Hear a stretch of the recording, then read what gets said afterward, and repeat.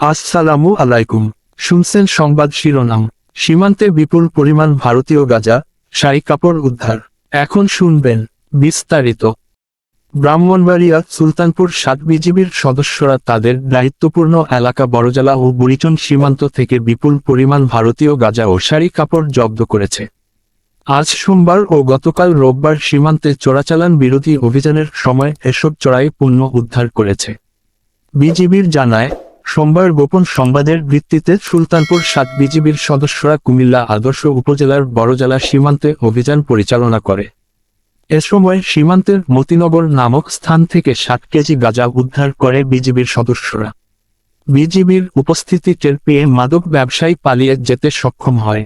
এদিকে গোপন সংবাদের ভিত্তিতে রোববার ৭ বিজিবির সদস্যরা চোরাচালান বিরোধী অভিযান চালায় বুড়িচং সীমান্ত এলাকায়।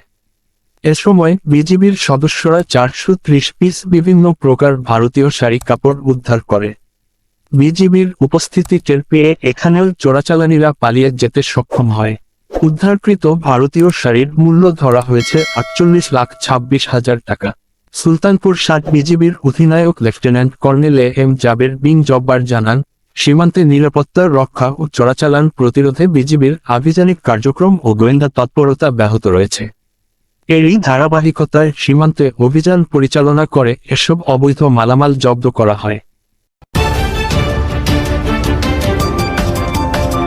ব্রাহ্মণবাড়িয়া 24.নিউজ।